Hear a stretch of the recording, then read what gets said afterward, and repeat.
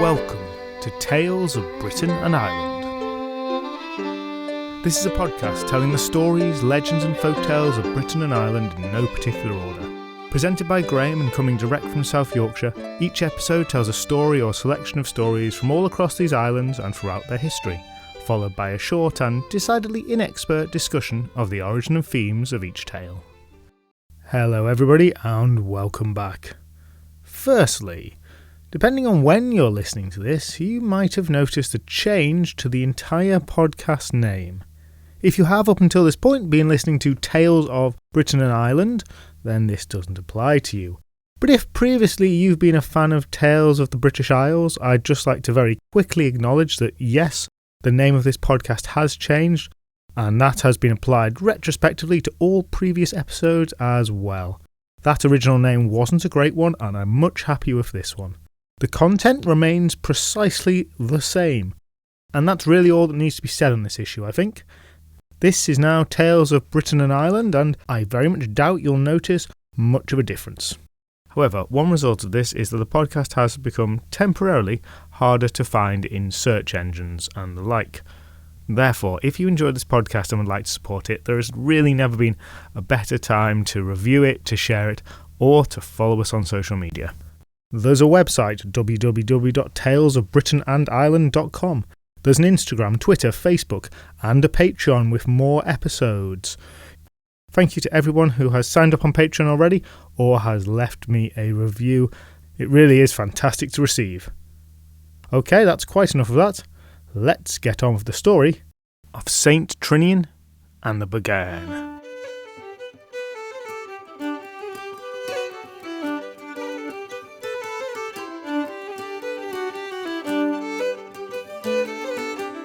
Before we get into the meat of the story, I'm going to flesh out a little bit of background detail here.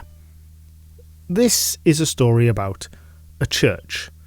Well, a stone shell of a church, with no roof, no windows, no doors, just a few walls shaped into the skeleton of a small, squat, elongated chapel, with grass and flowers growing where there should be pews and worshippers. The Church of St Trinian, as it is called, is really but a small chapel in an unremarkable field just off the A1, the road that bisects the Isle of Man, running from Douglas on the east coast to Peel on the west. This church really exists. You can go visit it today. Now, according to archaeologists, it's got a long and venerable history, and the site was once a working church, with its roots going back to at least the 7th century, with the name of St Trinian becoming attached to the site much later. Academics with their fascinating facts and interesting histories, we don't want any of that. Scrumple up imaginary piece of paper, throw it in the bin. Today we're setting all that history aside to tell a story of why this church exists with no roof. But please indulge me a bit longer, as before launching to the tale I want to give some further background on two areas that might be of interest. You long-time listeners will know that some tales I get right on with it, and in others I feel the need to waffle a bit at the start. This is a waffler. First of all, let's talk about the Isle of Man, where the church is. For those who don't know of it, the Isle of Man sits smack bang between the island of Great Britain, the British mainland, and the island of Ireland, in the middle of the Irish Sea. The Isle of Man is a sizable island itself, but not massive. Many of the Scottish islands are larger in size, and the population, while significant, is currently only about 80,000 people, which is the same as a large English town. When I first wrote this script, I said it had an influence that was out with its size, and while I think there's some truth in that, I don't think that's quite the point about the island that I really want to make.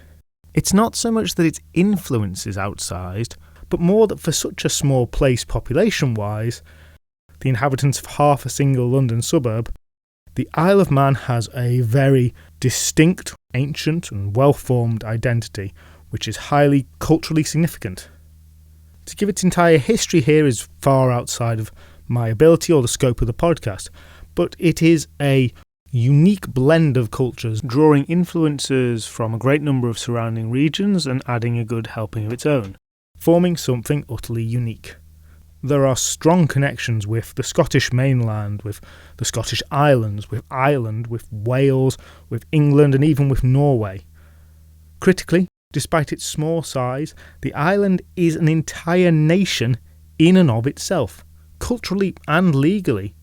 In that second, I mean that the Isle of Man is not technically part of the United Kingdom, though it's not quite an independent country either. It occupies a halfway house position that's shared with only a few other territories, in what is called a crown dependency. That crucially means that it is not ruled directly from London. Rather, it has its own parliament, the Tynwald, which claims to be the oldest in the world, supposedly dating back over 1,000 years and still governing over the island today. Not only does it have this rare status, but the nation has its own language, Manx, which is a language very closely related to Irish and to Scots Gaelic. The language was almost extinct by the middle of the 20th century, but since then considerable effort has been made to save it, with some success, and about 2% of the population can speak it today.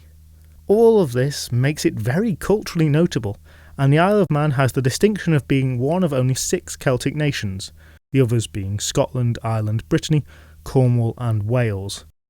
An esteemed table at which Ellen Vannin, as the island is called in Manx, has a well-deserved place. And finally, and very relevant to us, the island is just stuffed to bursting with myths and folklore and legends, absolutely jammed-packed with the things. On a folk story per capita or per kilometre basis, it's got to be right up there as one of the top ranking in possibly the whole world, but certainly within Britain and Ireland. There are, amongst others, fairies, the Fenodari, mermaids, the Glashtan, the Movadu and the Buggane, which we'll eventually talk about today. It's associated with Arthurian legends, with Christian saints, and with stories of the Irish Fenian cycle.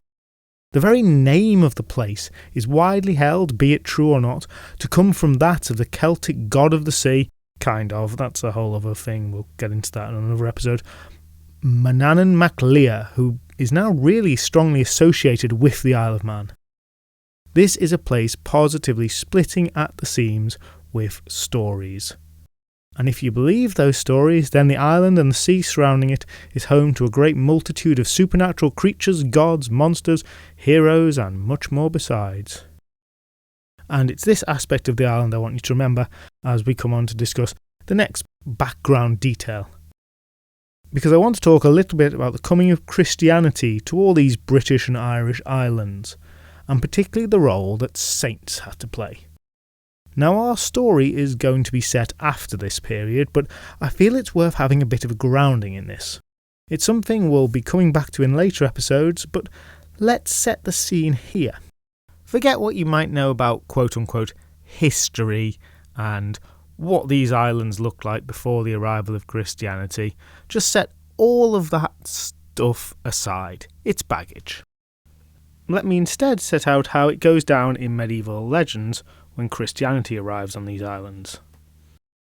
The lands at that point are dangerous, wild places filled with pagan gods, cults and other weird beings, all of which are, to a greater or lesser degree, opposed to the Christian God, or at the very least, not a part of that God's plan.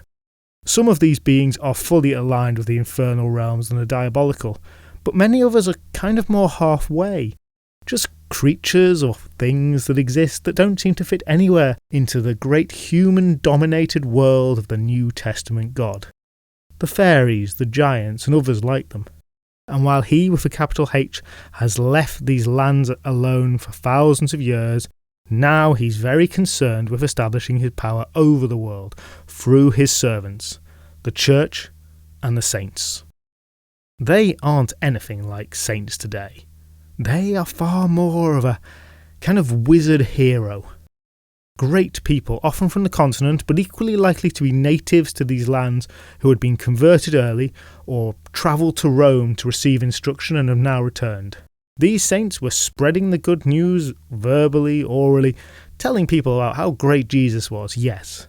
But also, and crucially to their conversion success, they were channeling their theomantic power to win over the hearts of people and to prove the very literal and concrete existence of God to these folk. Because, boy, at that point did they have proof. Individual saints could, with their powers, just for instance, reroute rivers, cure plagues, raise hills, and even, and often, resurrect the dead. But they frequently used them as well to combat those non-Christian beasts and gods and what have you. To pick just a few of the most notable accounts, you have St Columba squaring off against the Loch Ness Monster. You've got St Patrick destroying the cult of Crom Cruach, saints turning giants to stone in locations stretching from the Hebrides down to Cornwall, and you have saints banishing dragons all over the place.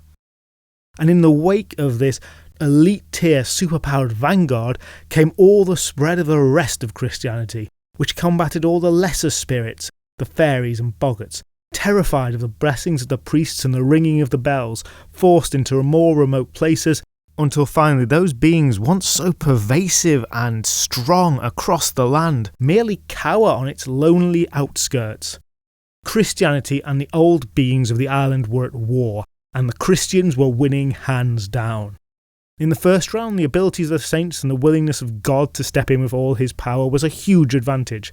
In the second, the sheer ubiquity of Christianity amongst humanity prevented a resurgence. And yet, in some places, despite the Bible, the prayers, the blessings, the bells, the creatures from before still managed, just about, to hold out. And this is a story of one such. As I said before, this story starts several hundred years after those first battles have been waged. Those adventure party-ready saints have largely retreated from the lands. They are remembered and they are immortalised everywhere, and they are even kind of worshipped in a way not entirely dissimilar to how local deities had been beforehand. And some of their power still remains in this world. And now, to the story proper.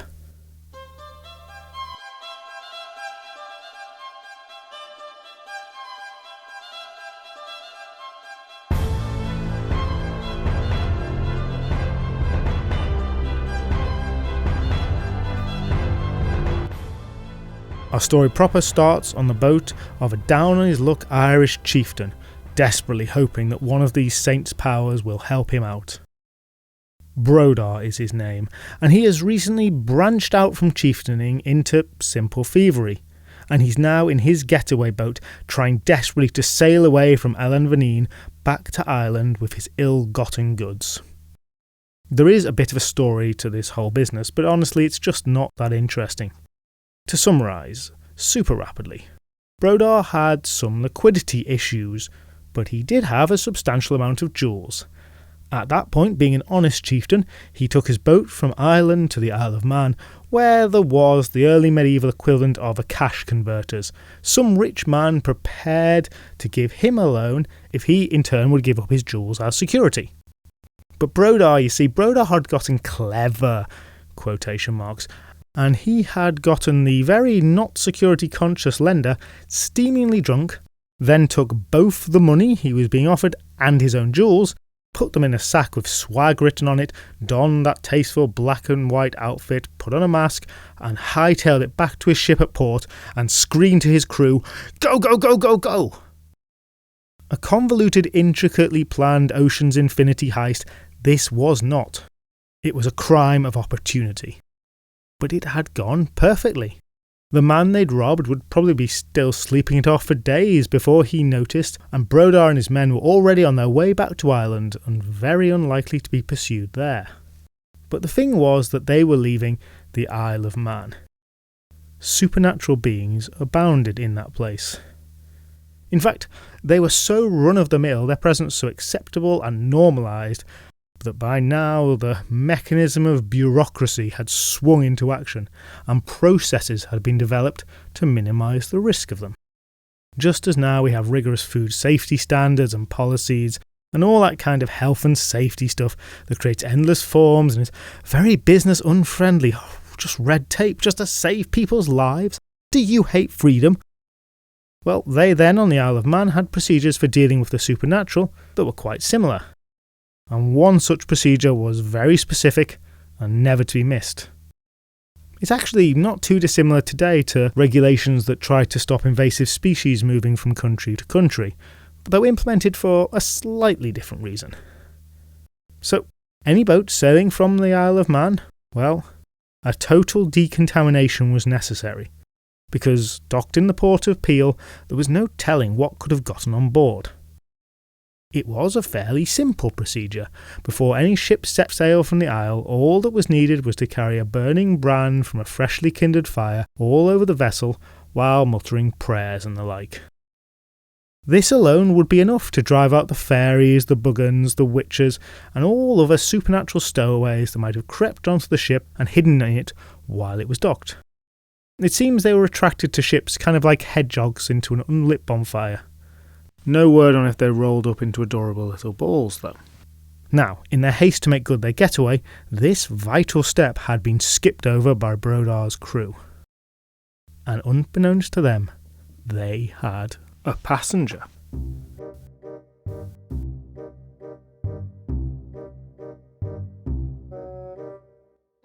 The passenger was a Buggane, a word I've said a few times now, and you might be thinking, what is a Buggane, Graham?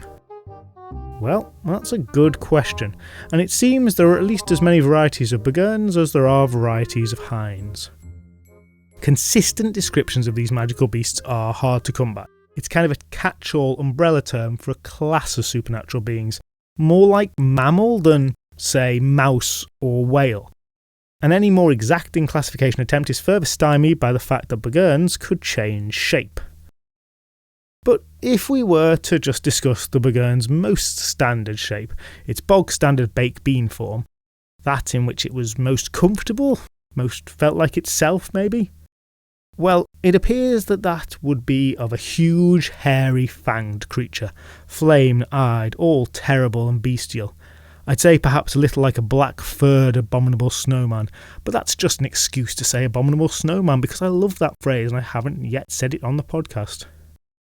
Now, if it had been in that form, it's the sort of thing you'd notice on a pre-modern ship, even if you hadn't gone around and done the Bernie Fire praying business. But the Buggane that was on the ship as the thieves set off had not crept on in such a form. It had taken a far smaller, though no less horrific shape, some little horned imp with an evil grin, and a general appearance to which the word mischievous seems almost to be magnetically drawn.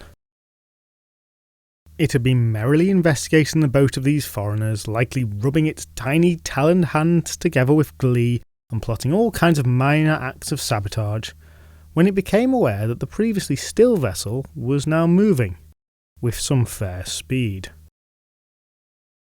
Was this its opportunity to break free of its containment on one land, to spread its malice across the sea, begin to take over the whole world beyond the Isle of Man? For the Buggane, it most definitely was not. For it was malevolent and tricksy and fearsome, but what it liked most of all was home. Home where it was settled, where it was relatively safe, a cosy little island to run rampant on, where it knew how things worked. No international traveller, this beast. At heart, it just wanted to curl up in front of the metaphorical hearth-fire burning in the parlour that was the Isle of Man. Yes, it had been curious about this new ship that had come to its homeland without asking permission, but that was it.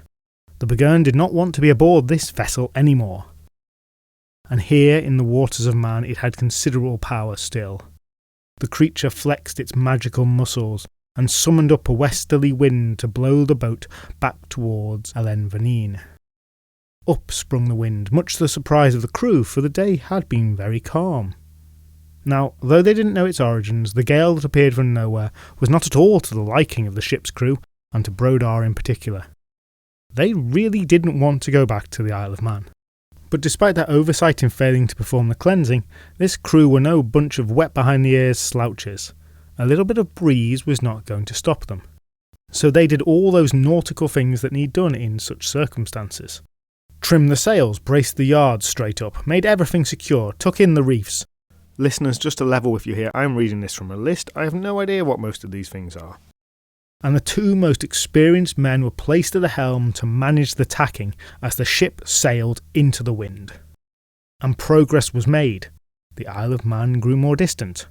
Ireland grew ever closer.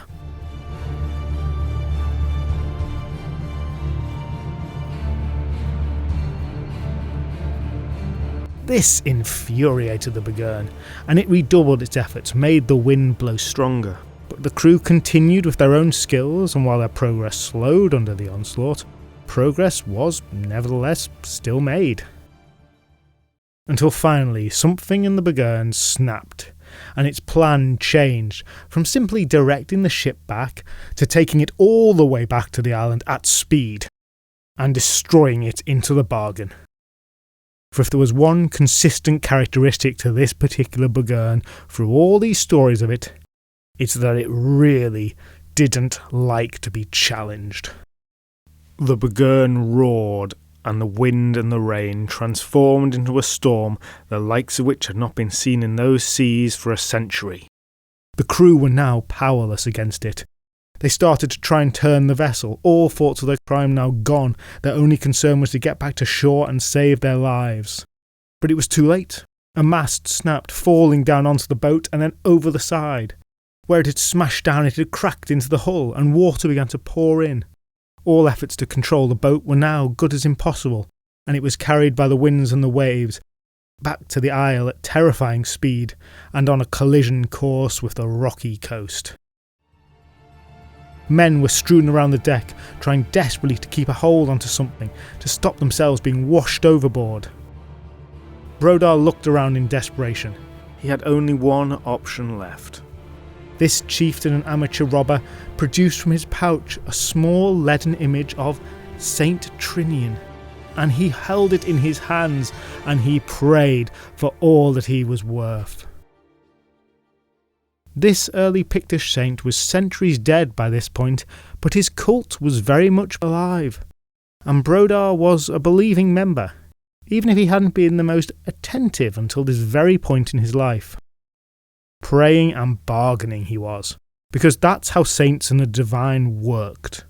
They didn't just make life easy for you, do what you ask. Oh, no. They had an agenda, and it was no good just to demand from them. In a manner similar to the idols of the gods that went before them, that had demanded food and drink and sometimes blood, the Christian power too had desires that you as a worshipper could offer to fulfill. It desired gold, for it was an avaricious god. It desired worship, for it was a vain god. It desired the spread of the church, for it was a power-hungry god. And it wanted the defeat of sin, because this god demanded obedience. And Brodar knew this. His whole society had taught him this from a young age, and so he knew that if he had any chance of stopping this unnatural storm, he'd have to give everything he'd got. Brodar begged. St Trinian, please, I know I've not been a good man, I know it.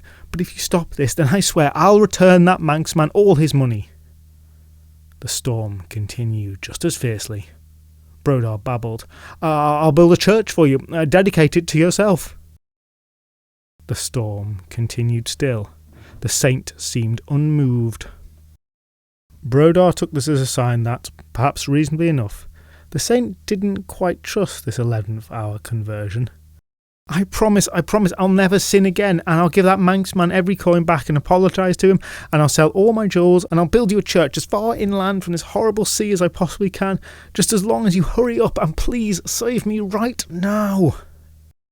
The boat still pitched and tossed, but in Brodar's hand the statue started to glow slightly. Somewhere, perhaps in heaven, perhaps in purgatory, perhaps simply within the icon itself, a being that was St Trinian himself, or an aspect of him, an avatar of him, heard the prayer, considered the offer. Metaphorically, it turned its head to look down at the doomed vessel beset by the Buggane. It made a decision.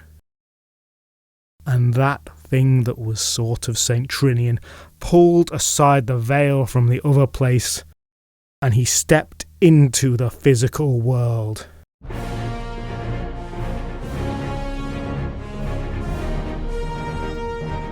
There he stood, firmly and assuredly on the moving deck, with the cowering Brodar looking up at him in fear and awe.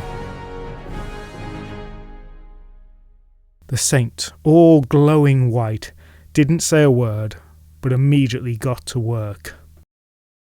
First, he waved a hand and quelled the winds and with them the sea. The storm clouds dissipated. The boat steadied. Next, a more gentle breeze arose at St Trinian's bidding. It redirected the imperilled ship from its course towards the deadly rocks, instead guiding it to Peel Harbour. By the way, I'm going to acknowledge now that some of you, the older British ones amongst you perhaps, might be asking whether St Trinian was sporting, I don't know, braids, knee-high hosiery, a blazer, a loose tie and a short skirt. And I think it's fair to assume that he wasn't. Given the images I've seen of him, I think it's far more likely that he was dressed in a robe and carrying a crozier. That's the proper name for a bishop's crook. Sorry about that. You are at liberty to imagine him in whatever outfit you want, though. Now, the boat still leaked and was rapidly taking on water, but St Trinian raised that crozier, waved it, and a great mass of seaweed washed into the gash in the side of the ship, filling it tight in a most improbable way and stopping the leak. The vessel was saved and on a path back to a safe harbour. Broder stared in stupefied wonder and began to babble his thanks and repeated his offerings, promising again to build that church. But he was cut off when there came a terrible rage-filled shriek from across the boat. At the other end of the horizontal deck was the Buggane. In vain it tried to conjure again the mighty winds that had assailed the vessel so viciously just moments ago. But every time it tried, it felt a divine force emanating from St Trinian, dampening the Buggane's own power, which stuttered like a stalling engine. And now it was really furious. A small imp's form would no longer do. It was time for a transformation sequence. The camera pans around the imp at speed. Its tiny arms bulge and elongate. Its body ripples outwards and upwards. Its legs shoot down until they're tree trunk size, and its mouth and face stretch and warp. And when it opens its jaw, it reveals a butcher's shop worth of knife-shaped teeth and a huge coiling black tongue.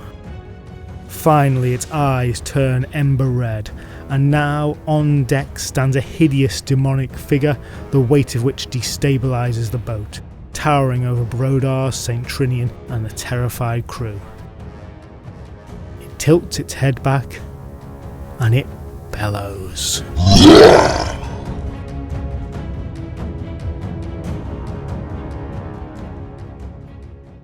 The avatar of St Trinian swings his crozier down to his side, crouches down, points it at the monster. And the fight begins. It goes something a bit like this. The screen is split in two diagonally, and the combatants appear in profile. Music plays behind them a little like this.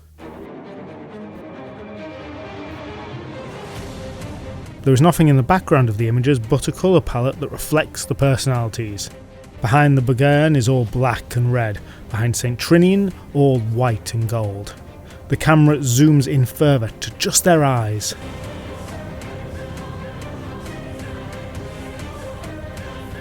And then quickly the scene rapidly cuts from the Buggane running at St Trinian to St Trinian running at the Buggane, with speed lines behind both of them.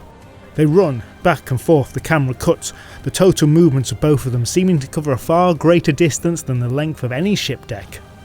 But finally the two figures are on screen together. They jump into the air and into each other, and they clash.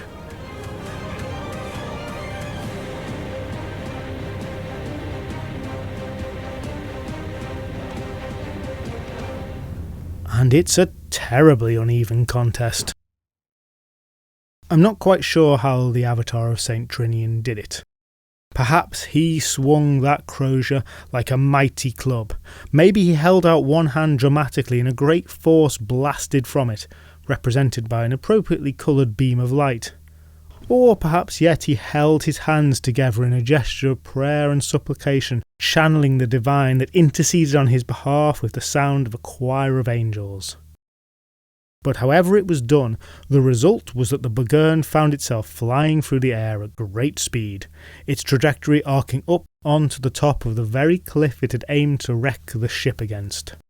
It hit the ground with a great force and a very painful sounding smack. It dragged itself up, its peculiar warping bones aching, but it stamped and it howled and it cursed as it watched helplessly as the damaged ship limped its way into Peel Harbour. Now you might think that the creature would be grateful for being back home where it wanted to be after all, but the Buggane was not so reasonable. Rather, a deep hatred for the saint welled up inside it. The creature had heard the deal that Brodar had struck, and the idea of that saint having a permanent presence on the island filled it with a deep fury. "St Trinian shall never have a whole church in Ellen Vannin," it shrieked, which went unnoticed in the ship down below. Brodar made it back to the island a changed man, all thoughts of thievery banished from his mind and replaced with a deep conviction that his life must be a spiritual one from now on, full of peace, love and honesty, something that seemed likely to be a bit of a disaster for his long-term prospects in the cutthroat world of chieftaining, but that was yet to come. Now we'll gloss over the next bits rapidly. Brodar never wavered in his commitment to the promises he made. I imagine the physical manifestation of a saint is pretty much guaranteed to ensure deep faith in even the most sceptical. Even if he had wished to go back on his pledges, the memory of St Trinian so casually and violently dispensing with the Buggane would probably have caused him to reconsider. So he returned the money he'd stolen, which must have been awkward, and perhaps he just tried to explain it away as an honest mistake. "Sorry about that, we just plain forgot. No, took it with us, clumsy old me. We're back now, don't ask about the state of our boat. Oh, and by the way, no, I'm not from these parts, but I'd quite like to establish a church here, to St Trinian, not related to the boat. You know, St Trinian, the Pictish one, very important to me personally. In the middle of the island, far away from the sea, thank you very much." And of course the moneylender was a well-connected man who happily bought all of Brodar's jewels from him, which was enough to fund the construction.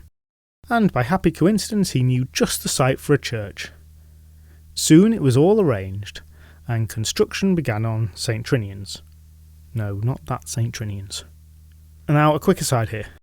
In the main source that I'm pulling this from, it states that the land to build the church on was acquired in the following manner. Formed part of a farm that was mortgaged to him, that's the moneylender, by a poor farmer, and as he was in arrears with his payments of interest, he, the moneylender, should give orders to foreclose at once and take possession of the property. Which, wow. They kicked a poor farmer off his land, quite likely his family too, in order to build a church. Real Christian there, guys. Good work helping the poor. Jesus would have loved that. Anyway, this isn't happening in the version of the story I'm telling you. In my version, let's say, either somebody wanted to give up the land to the church, or he was exchanged at a fair price. Because, seriously, fuck that noise. I'm trying to make these church builders out to be the good guys, and otherwise, I'm kind of really with the Buggane. Now, the plans weren't for, admittedly, the biggest church ever, but Brodar was hardly the richest chieftain. He was originally trying to get some money after all. And it was an adequate church, small but perfectly formed. Workmen were recruited and made busy constructing the building. Now the site for this church was in the shadow of Greeba Mountain and could be seen from its slopes.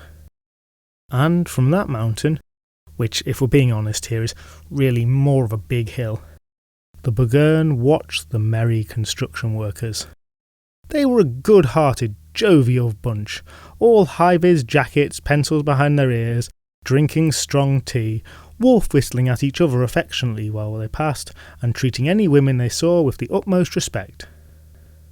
And as the Buggane watched, in whatever passed for that creature's heart, hatred festered. Brodar himself had left for Ireland during the construction phase.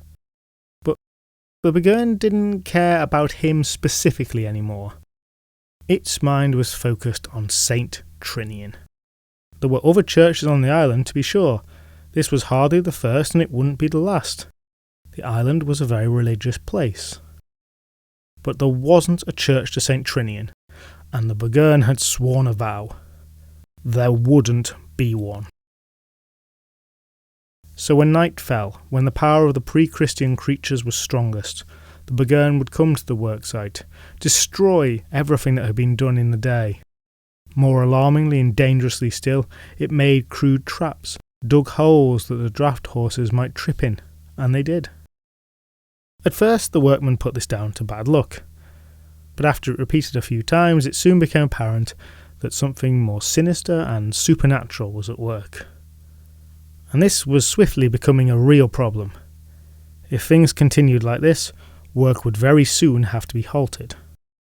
Now that little idol of St Trinian to which Brodar had prayed had been left with the foreman of the works for installation in the church upon its completion.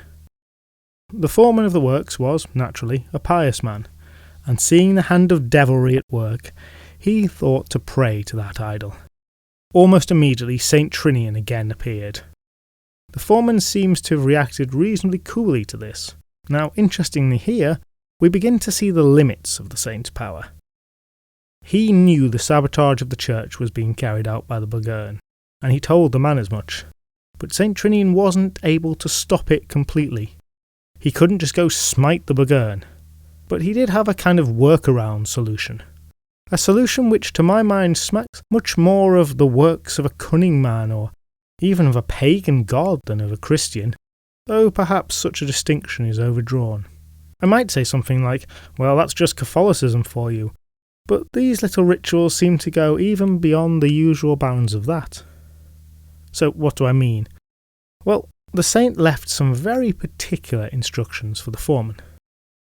Each day, every man was to wear in his hat or cap a sprig of the rowan tree and a bunch of wormwood, and a feather from a seagull's wing, tied together with a strip of skin taken from the belly of a conger eel. That same charm was to be fixed in the headgear of each of the horses.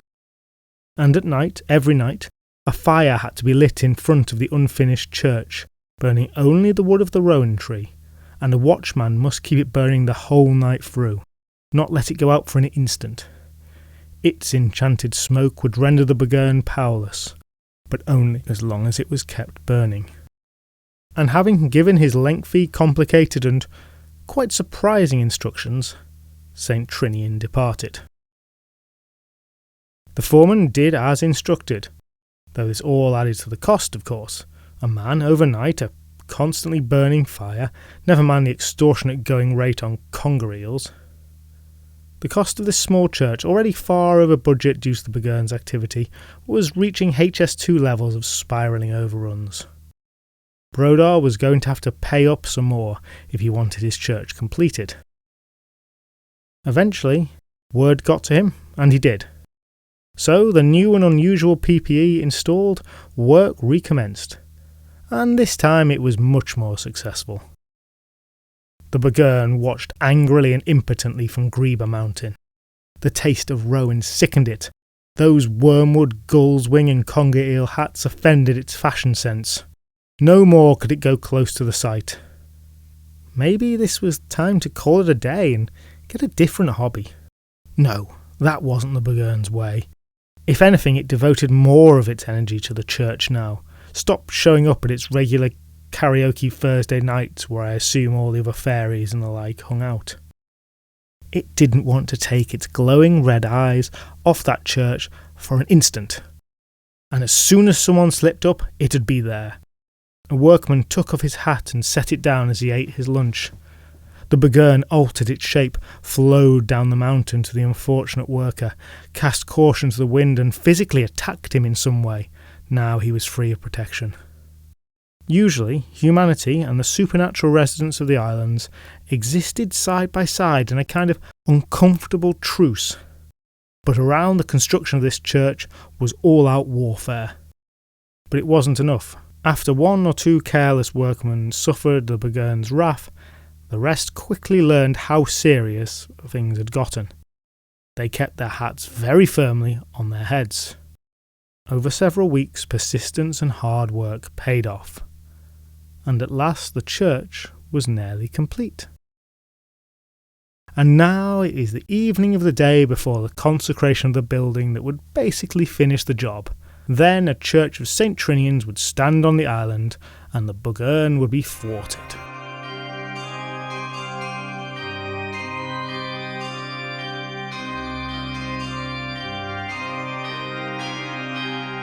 Brodor was back on the island to help out, and the way this would work the following day was with a lavish ceremony of notable church folk.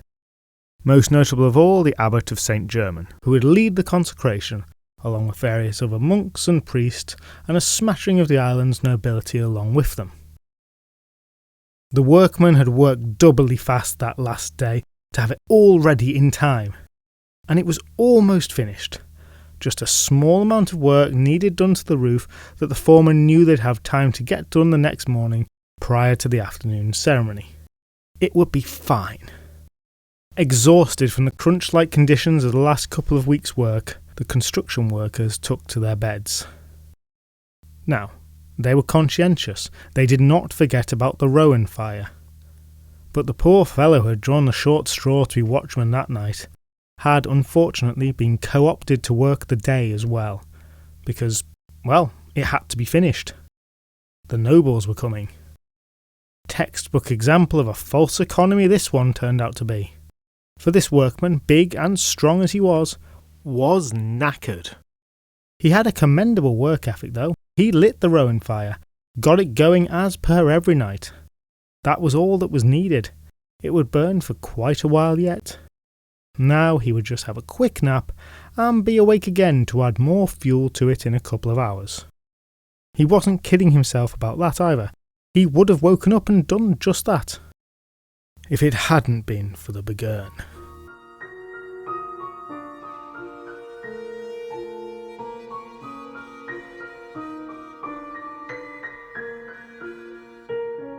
Soon the watchman was snoring, and the obsessive waiting, watching game was about to pay off. St Trinian's idol was nowhere to be seen, but the Rowan fire still kept the Buggane at bay. It had considered this carefully. While its normal strategy was to go all out with its strength, it realised that any action too great would wake the sleeping watchman in his damn Rowan hat, and he'd top up the fire and that'd be the end of it.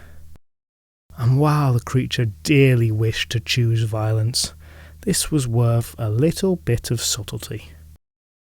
The night had been still, warm and dry, and the watchman had taken that into account when succumbing to sleep and considering how long it would be until he had to wake up. So the Buggane summoned a wind, but a gentle one, and as localised to the fire as its meteorological manipulation would allow. The flames blew harder, and the fire burned down more strongly. The Rowan burned faster. And as it did, its power to hold the Buggane waned. And seeing the watchman not roused, the creature increased the wind speed a little more, and the fire burned fiercer still. Gradually it increased the speed, and still the shattered man didn't wake.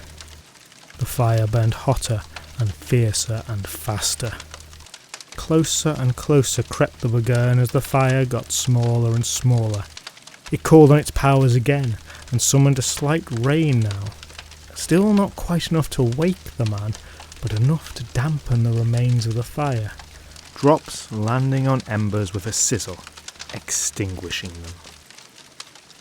Eventually, after all this patient, careful, delicate weather working, the fire went out.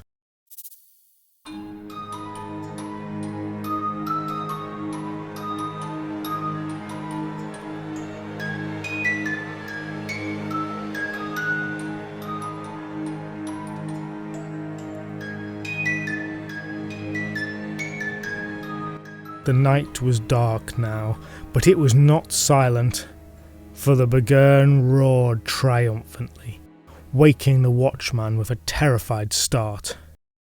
He took one look at the creature standing in front of him, jumped up, turned tail, and fled. It had no interest in him. It wanted the church. The Buggane grew further until it towered over the building. And then it reached down and picked the almost finished roof off the building with a terrible noise. Beams broke off and fell into the church, tiles showered to the ground. This folkloric kaiju lifted up the rapidly disintegrating structure and hurled it down with immense satisfaction. The church roof broke into thousands of pieces, littering the ground all around. The Buggane looked down at the ruins of the church and smiled fiendishly. St Trinian was nowhere to be seen in defence of his structure. The creature laughed, shrank itself slightly, and disappeared up the mountain into the night, leaving devastation behind it.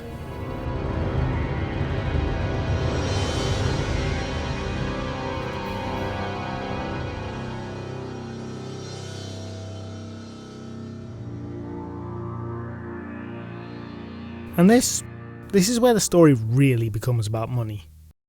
For the next morning, when the watchman relayed what had happened, and the great and the good who had assembled came to view the damage, an argument broke out. Brodar wasn't doing so hot as a chieftain anymore.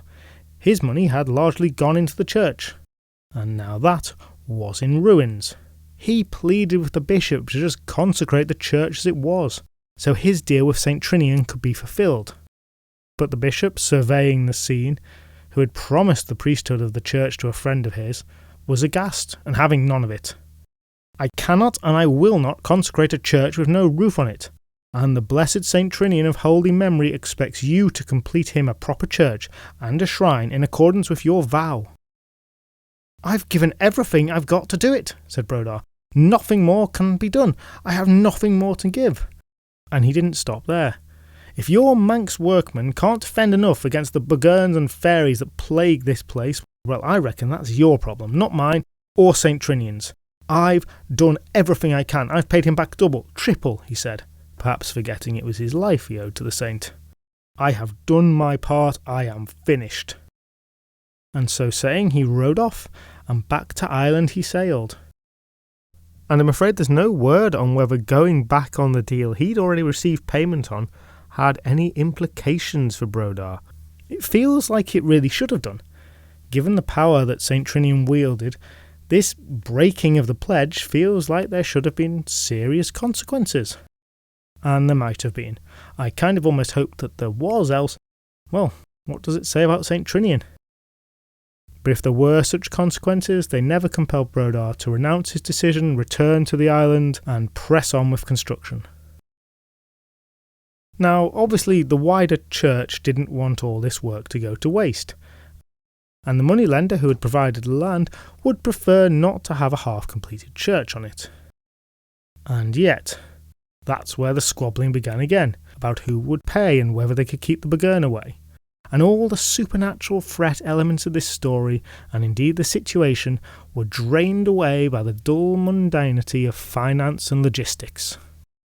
All the while the topless, unconsecrated church remained, unfinished, devoid of worshippers, exactly as the Buggane desired. The discussions eventually reached an impasse. At first, both sides decided that Brodar would of course return, change his mind, but such a hope proved to be futile. And neither church nor landowner had enough interest in renewing the construction and tussling with the Buggane. There were plenty of other churches on the island after all. For his part, St Trinian seemed to have simmered down, and made no interventions as he had previously. Years turned into decades, and in the grand scheme of things it wasn't long before all those who were involved with the church were dead, the stories of those men over.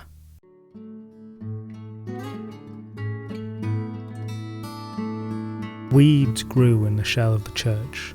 Many lives came and went, and the building fell away from the attention of humans. Wildflowers, insects and animals made it their home. And that story, the first building of the church, has now reached an end. But there is a story yet to tell.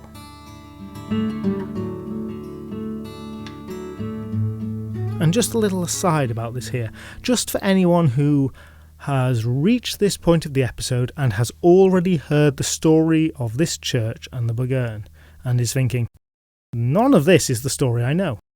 Because essentially, there are two parts to this tale. The bit we've just covered, that story that's finished, and this much shorter story that I'm about to tell now. Now, often it's only the latter story that is told, and the entire rest of it, everything in the episode up to this point, is skipped. But, gentle listeners, I wanted to give you the longer version, as you'll know well by now is my way. I'll discuss this a little more at the end of the episode, but just thought that was worth making clear. The, air quotes, usual story of the Buggane in St Trinian's church is what I'm moving on to tell now.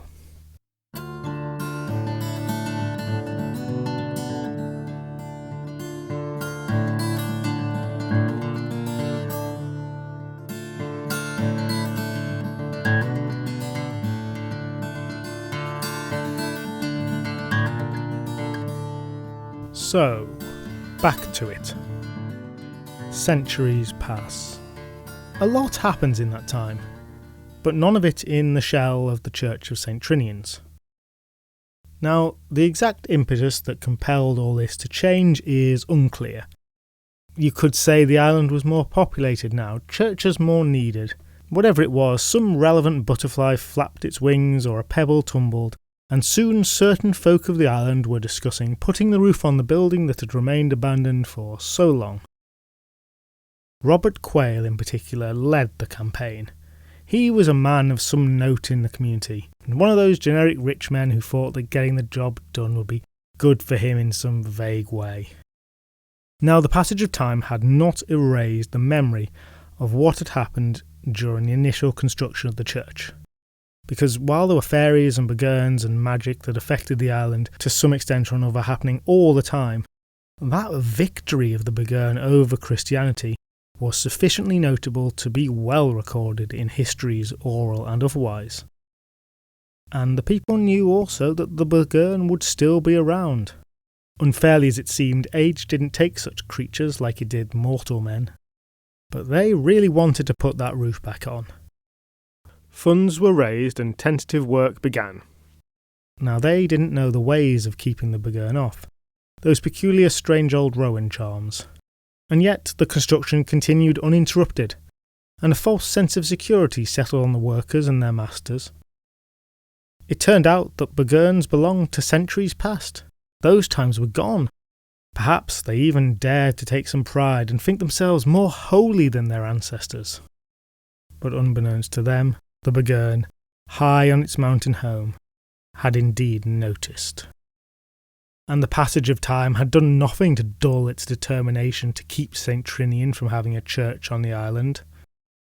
But it would just be more funny and probably less effort if it waited again, until almost the very end. Then it could unexpectedly do the maximum and most expensive amount of damage. So work on the roof continued, though some muttered still that the Buggane was surely to come. And they were correct.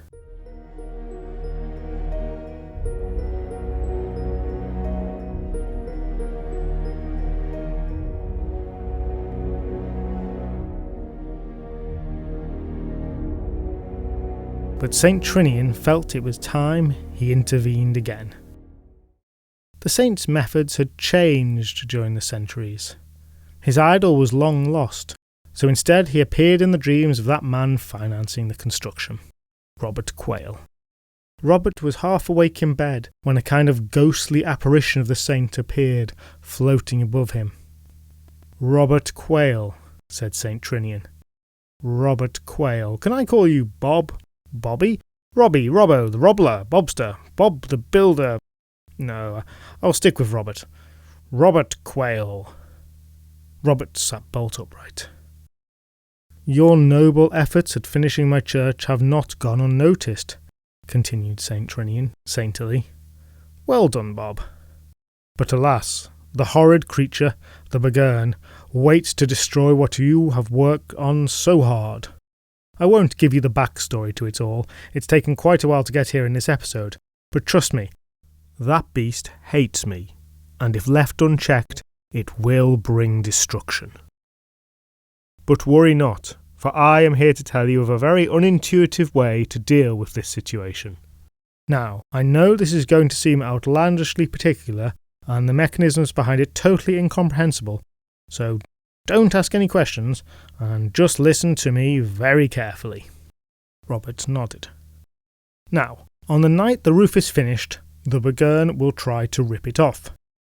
But should someone be able to completely sew a pair of red breeches inside the church the very night that the Buggane comes for it, well, that will forever break the power of the Buggane over the building, and I, St Trinian, will finally have a church in Lan Vanine. Sorry, said Robert, a bit confused. Just to run over that again, we've got to make a pair of trousers in the church on the night it's completed, and that'll save it. That's right. Well done, you Bobby Dazzler. But no cheating, no making a baby's trousers or something like that. Full pair of trousers, it's got to be that. How does that possibly work? Why haven't you mentioned anything about the Rowan burning from before? Why didn't you tell the people who built the church last time this? Robert didn't ask. Just remember what I said. You'd better do this, or no church for you or me, Robert Quayle. Remember what I said.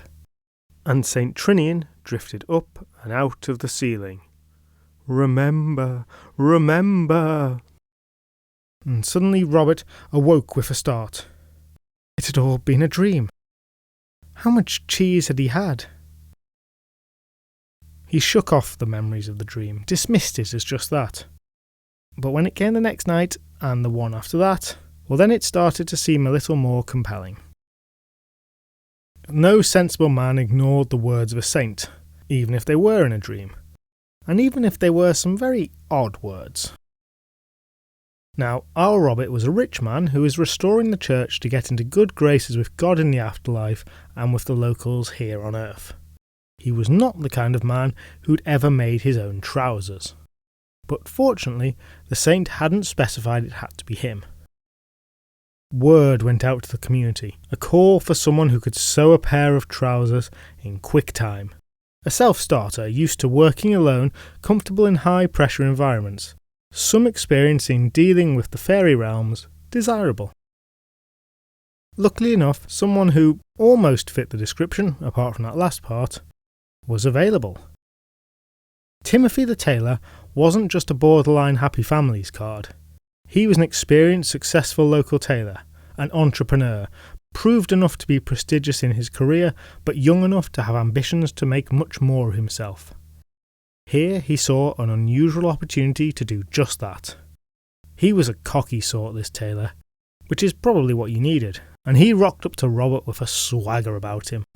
I imagine he was making a waistcoat or something as he walked and talked, just to show off a little. Here you got a Buggane problem, and you need the fastest tailor on the isle. And that's me. He shot out a hand. Quick Don Timmy's the name, and I'll finish all your seams. I'll do you a stitch in half the time to save you 18. Clicking needles so fast they call me the sewing machine.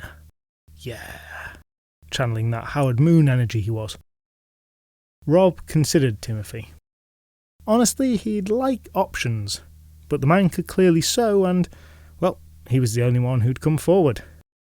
He tried to really impress the importance of the task onto the tailor. If this doesn't work, then all of this, he indicated the hammering coming from the nearly complete church roof, all of this work will be for nothing. I have it on very good authority that the despicable Buggane will be here to disrupt our plans. And this sewing is the only way to stop him. This is very serious. Now Timothy was very diplomatic here and didn't ask for the exact mechanism whereby making a pair of trousers would stop the Buggane. He just cared about being paid. Don't you worry, I'll give you a church to St Trinian, said Timothy confidently.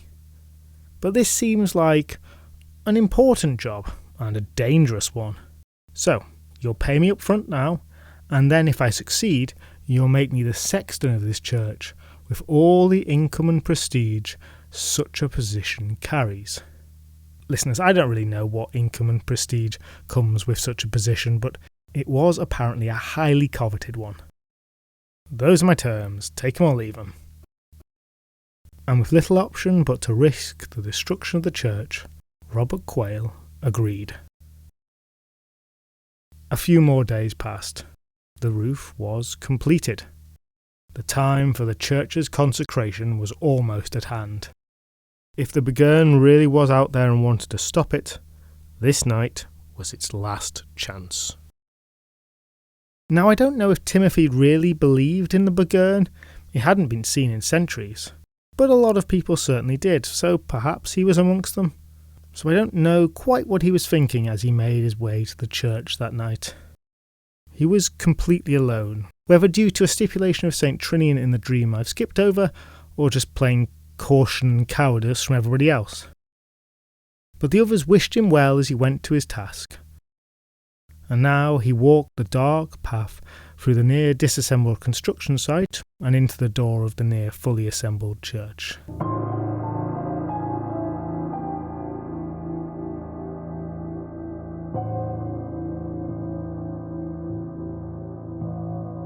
He had brought all the materials he would need to make a man's pair of bright red breeches, and down he sat in the middle of the aisle, lighting a few candles around him so he could better see his task.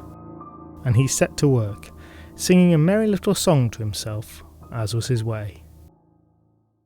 His hands moved skillfully and rapidly with a fluid, practised ease that would mesmerise any who watched, and affect some in ways even more dramatic than that. The church remained silent as he worked, and he was just coming to the conclusion that all this talk of the Buggane must be so much stuff and nonsense, when there came a sound. Not a terrible sound, just the noise of earth or stone rumbling gently, crumbling. It seemed to come from just in front of him, but automatically he looked up at the roof, the Buggane's obsession. Had something fallen? No, that seemed fine. The noise came again, and the tailor's eyes flicked down to the aisle just a couple of feet in front of him. His breath caught in his mouth. He stared at the huge head emerging from a hole that had newly formed in the church floor.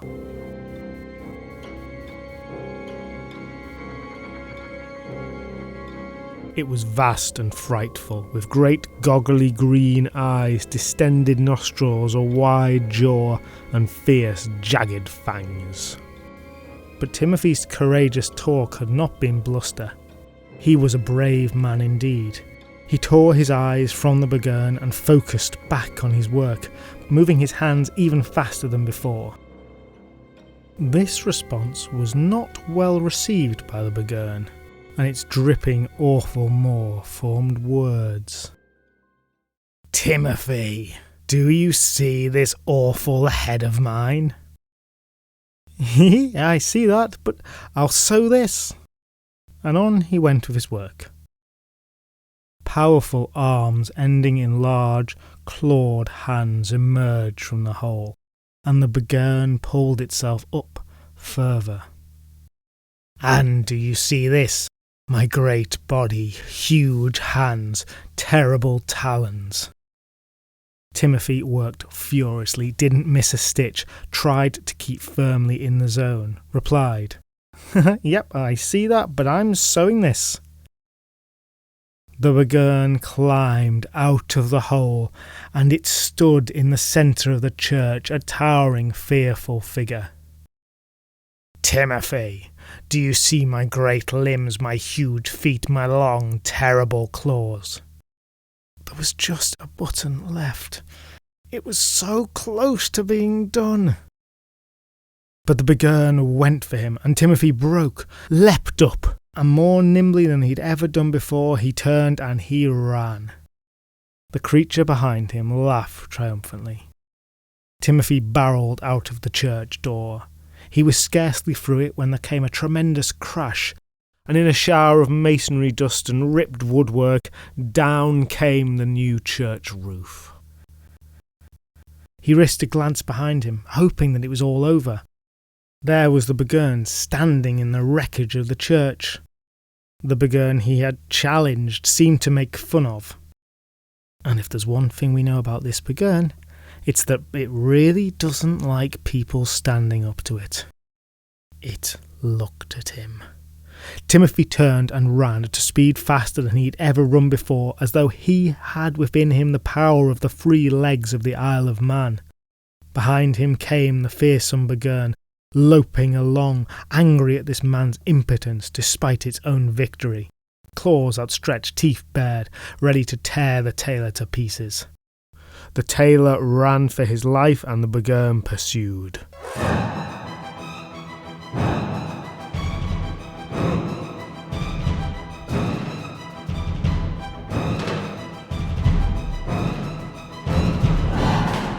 The monster was almost upon him and his body was failing him when Timothy suddenly spied Kirkbraden churchyard.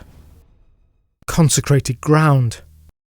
The thought electrified him, spurred on the tailor-turned-athlete, and now he had a destination that was close. He gave it everything he had left, speeding up, just dodging a mighty swipe from the Buggane. He reached his goal, vaulted over the church wall, and ran right to the building itself, finally collapsing in exhaustion beneath the chancel window. He turned slowly, and to his greatest relief, the Buggane stayed outside the churchyard. As he had expected, it was unable to enter, and it roared and danced up and down in frustration, spitting flames and cursing. But this didn't last for long, as its fury built, it made one final attempt to end the tailor who had dared defy it. In one fluid motion it ripped its own head from its body and chucked it with full force into the churchyard. Acting on some instinct he didn't know he had, Timothy dived out of the way at the last moment, catching a look of pure malice in the eyes of the flying head for just a fraction of a second before it smashed into the side of the building and exploded with all the power and noise of a bomb. And that was about that. The sound rocked the land for miles around, and people soon found Timothy lying in the churchyard, basically unharmed, by the way, physically at least. Still clutching those trousers, almost, but not quite, complete. After word of that terrible experience got around, no further attempt was ever made to put the roof on the church. The legends don't say what happened to Timothy, if he found another way to fulfil his ambition, but certainly he didn't get his much coveted sexton position, despite his bravery. And so, there the building remains to this day, a picturesque curiosity which you can visit if you please, though I don't suggest you try to do any sewing there, or put on a roof.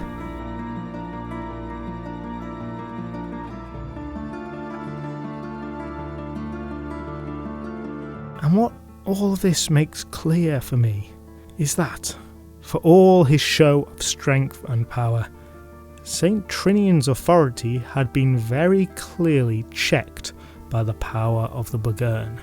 The seemingly inevitable, unstoppable spread of Christianity and the destruction of all the old ways has limits. For good or for ill, in some small places, in some small ways, the powers of those that came before still hold sway. Okay, everybody, well, those are the two stories about the Buggane of St Trinian's. I first read the second story, the one about the tailor, in a work by Sophia Morrison. Sophia Morrison is probably the most famous of the 19th century folklore collectors working with stories from the Isle of Man.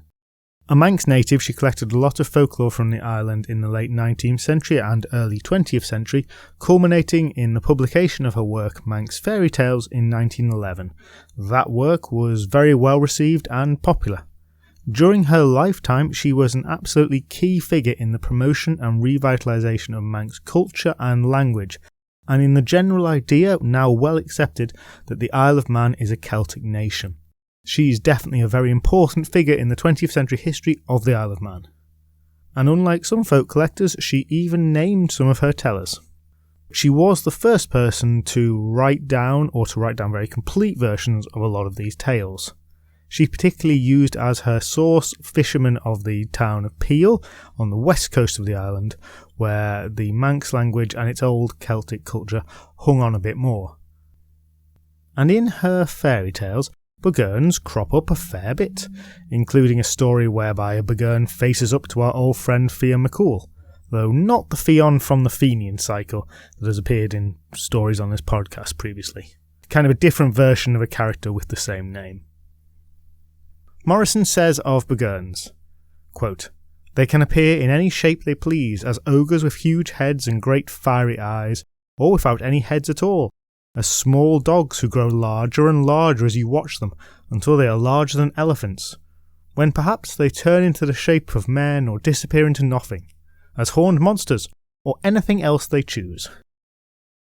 So, given this, I was quite surprised when I realised that this story didn't come from her collecting. There's no subterfuge about this was my own confusion. But I don't think I'm the first person to have found this tale in her book and assumed that she collected it. Rather, Morrison writes that the source for this story is a well-known traditional tale found in all guidebooks. As simple as that, in all guidebooks. And that there, I think, gives an impression of just how widespread the story was on the island at that time, and that does not appear to have gone away today. I try on this podcast to tell more unusual, less well-known stories, and while that applies to this story on an international level, when it comes to the Isle of Man, this story is one of the absolute best known about. Or at least the second part is, the tailor story and the Buggane emerging from the church. I'll come back to discuss the other bit in a moment. So it appears that some variation of a story about the roof of that church being torn off by a Buggane, and even of a tailor confronting it, has been knocking around for a very long time on the island. And for whatever reason, probably because it's a great story to tell for people of all ages as you're describing him creeping out the hole, it has remained very popular. Now, the first complete record I can find of that tailor tale is from an 1845 work by Joseph Train. He was a Scottish antiquarian renowned for his friendship with Walter Scott, but he did a lot more besides. The account is contained in a work called, quote, "An Historical and Statistical Account of the Isle of Man." This volume was part of a series of works called Statistical Accounts, almost all of which covered Scotland, with the exception of this one. And the story contained in that is pretty much the complete version as I told it today. The only thing that isn't quite clear there is why the tailor is actually making the trousers. And I know that sounds odd because it's such a key part of the story, but it just launches straight into him making them and omits saying anything like, "and this will stop the Buggane having power over the church." He's there just doing it to really wind up the Buggane. And the first bit isn't present at all, that confrontation with St Trinian. All we get is instead, quote, "This religious edifice," the church, "is said to have been erected in fulfilment of a vow made by a person in a hurricane at sea," unquote. Which is kind of a similar idea. There are a couple of much less complete earlier references I've also come across. In a brief 1811 account, it's clear some story already exists. There it says that St Trinian's has been erected in consequence of a vow made by a shipwrecked person. And it says, quote, "The present ruinous state of the building is ascribed to the malice of some unlucky demons, who, for want of better employment, amuse themselves with throwing off the roof," unquote. So, demons rather than the Buggane though, but that could just be a more acceptable, more widely understood way than saying a Buggane. But it clearly doesn't involve a single Buggane or anything with the tailor. Going back further still, a 1776 reference doesn't mention the Buggane or demons, but does say that it was, quote, "built, if you believe tradition, by a Scotchman who escaped a storm at sea and vowed he would build a church in the first country he would land in," unquote. And honestly, a Scotsman building the church does make more sense than an Irishman, given the Pictish nature of that St Trinian. Anyway, you're probably zoning out now. What seems to be the case is that you've got two ideas and two stories built around them. Firstly, that the church was somehow built because of a shipwreck. 2, that supernatural creatures or a supernatural creature rip the roof off. So in summary, I'm very confident that the story dates back to the very beginning of the 19th century, but it seems likely it's even earlier than that. I came across one intriguing reference in my research, which was written in 1886, but I haven't been able to find any earlier evidence. That says that the Reverend Philip Moore, who was a very notable 18th century churchman, he actually translated the Bible into Manx, so an important figure on the island. Well, it says that he got himself into some bother with higher-ups in the church by doing the following, and just so you understand here before I quote this, I think explode means disprove here. Quote, he had attempted to explode some ghost or Buggane scare by stalking about St Trinian's at midnight, so that somebody actually saw the Buggane or the ghost, or whatever was said to be there. The people had their belief in the Buggane confirmed, and then, much to their chagrin, exploded again by finding that the unquestionable appearance was the curate. Unquote. So what that's saying is that the guy did a Scooby-Doo on them, tried to prove how gullible they were and therefore disprove it. Which, if it happened, is quite something. And if this is the case, then the legend certainly dates back 100 years or so earlier than any of the references I've been able to find. Okay, enough of origins. To go back to that which I jokingly dismissed as boring at the beginning of the episode, the church itself, which is also known as the Broken Church for obvious reasons, as well as St Trinian's, it was a new church built in the 14th century, that's the 1300s. It was built over a previous church, and it was this new church that seems to have been left unfinished. No one seems to know exactly why with complete confidence, but the reason might well be that when construction was started, the Isle was under control of Scotland, and it was started by Scottish monks, which makes sense with the name of that saint, but the English invasion and conquest in 1343 put a stop to that. So a perfectly normal reason that the church didn't have a roof, that hundreds of years later grew into a legend, because people are wonderful and creative. And now we really do have to touch on St Trinian. I wasn't really very aware of St Trinian beforehand. I mentioned in passing a reference to St Trinian's, which is a school in a comic strip turned film series about misbehaving schoolgirls, which is where the saint is almost certainly known by 90% of people who've heard of him today. But what I didn't know is that St Trinian doesn't really exist. Kind of. This gets confusing. So, you see, St Trinian, despite his appearance in this story, is just another name for St Ninian. Fair enough, language changes across borders. Sometimes he's called St Ninian, sometimes he's called St Trinian. So St Ninian is a saint who apparently converted or reconverted, it gets a bit messy, the Picts, who I mentioned in the story, but if you're not aware, they are a people who occupied lands in Scotland in the early medieval period, and a bit earlier. And in the earliest mention we have of this saint, he is notable for making a church out of stone when that was unusual. So, St Trinian is St Ninian. Easy enough. Except that it looks like St Ninian, or at least the biography of him that made him famous, is actually cobbled together from 3 other saints. I kid you not, St Finian, another St Finian, and St Finbar. So, to recap, St Trinian is St Ninian, who is St Finbar, St Finian, and St Finian. Anyway, despite his somewhat dubious heritage, there are dedications to St Ninian common in Scotland, the north of England, and the Isle of Man. There's actually a St Ninian's church in Douglas, in addition to the ruined St Trinian's. So he is now kind of a proper saint, even being a patron saint of Shetland and having an official St Ninian's Day on the 16th of September. Okay, moving on to something else. Related tales. There's at least one other version of the tailor versus the monster coming out of the floor story, which has nothing to do with the Isle of Man. It appears in Notes and Queries in 1861. It's pretty much exactly the same story, with some of the motivations changed, but it's about Saddle Castle in Kintyre, Scotland. That's not that distant from the Isle of Man, but obviously the location has been completely changed. And in that story, it's just a generic apparition, though a physical one, rather than a Buggane, which matches the location change. Also, it doesn't have an exploding head, but rather the apparition leaves a handprint in the stone above the castle, which isn't nearly as exciting. That story is called The Sprightly Tailor. So yes, nothing about the church, but it does show that this wasn't a completely unique story. Now that story is obviously later than the one at St Trinian's, but it seems that both stories probably have some kind of common ancestor or are variations of a tale that was being passed around.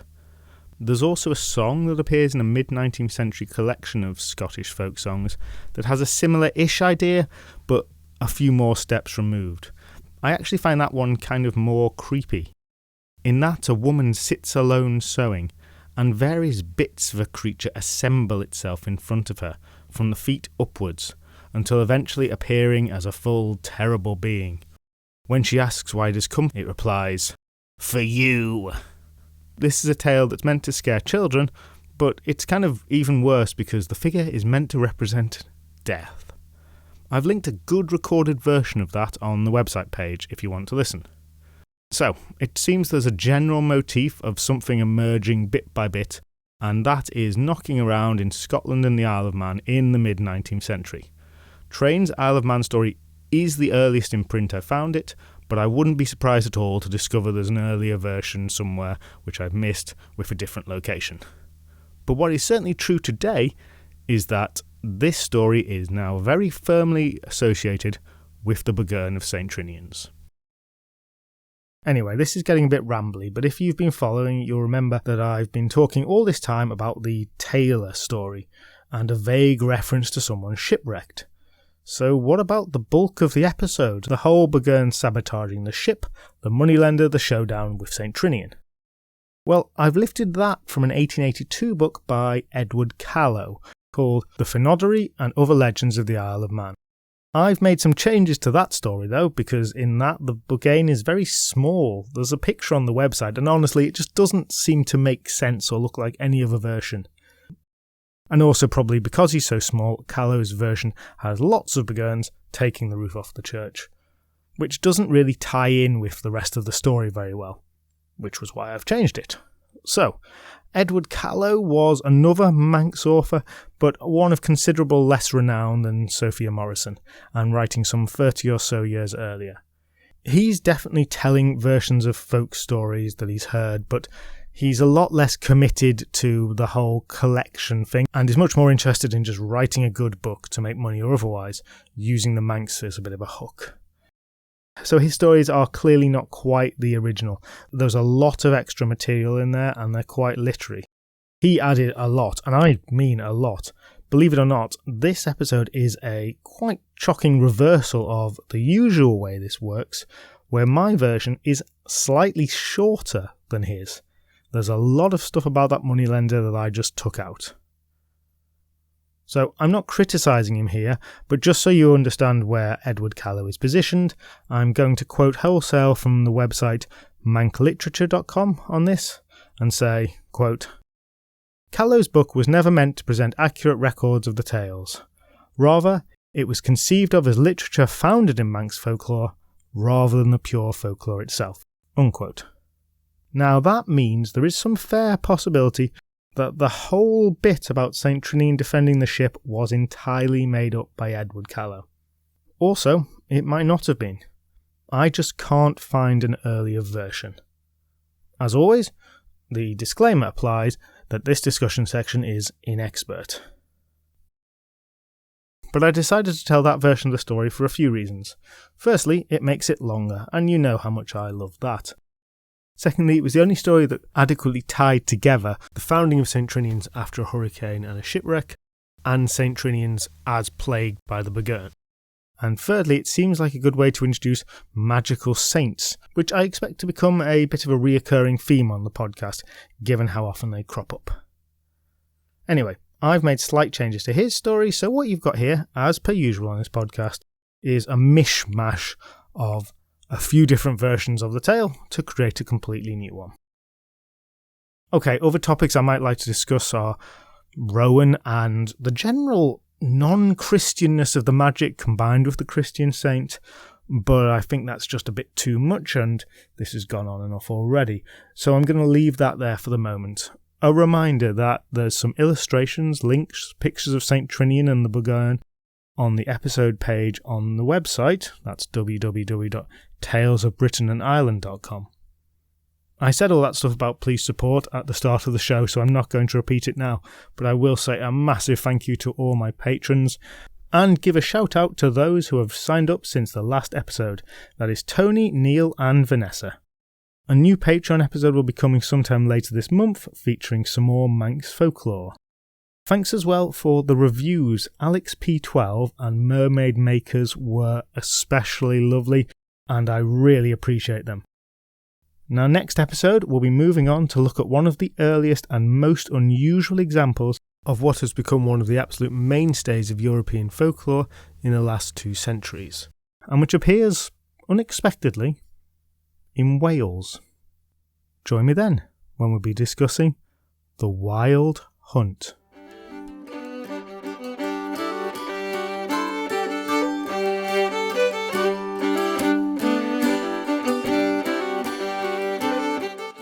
You can follow Tales of Britain and Ireland podcast on Twitter, Facebook and Instagram.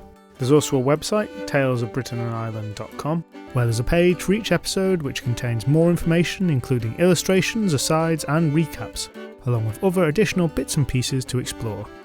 The intro music was written and performed by Alice Nichols, and the outro music by Mitch Keeley and Josh Newman. And you can find all the other musical credits on the episode page on the website. If you enjoyed this podcast, then please do share it with others or give it a review, as those really are the best ways to help us out. You can also join Tales of Britain and Ireland on Patreon to get extra members episodes. Thank you so much for listening, and I hope you'll join me again soon.